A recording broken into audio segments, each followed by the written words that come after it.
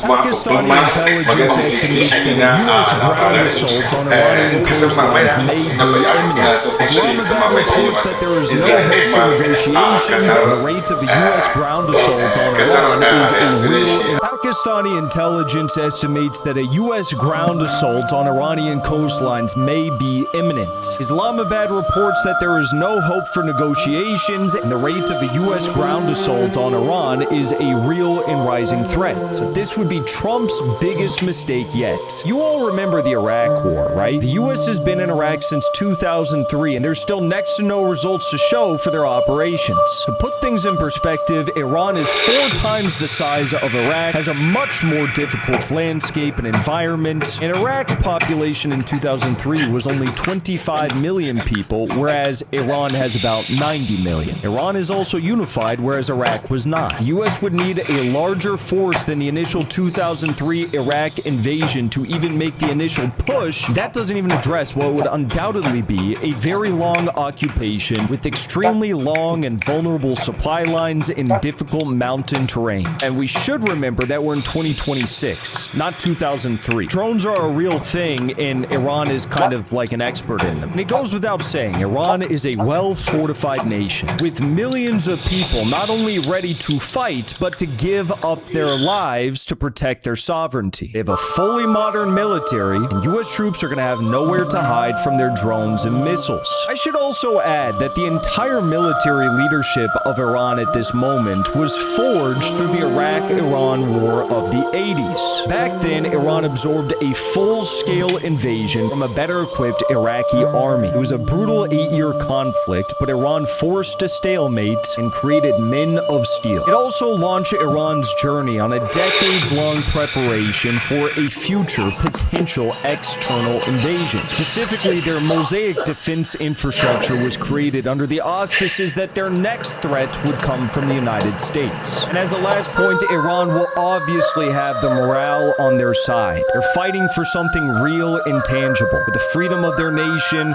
their sovereignty, their revolution, and serving God. American troops know that they're only there to protect Netanyahu and the Epstein regime. I can't think of a worse next step for Trump in this war, but with him, I'm never surprised.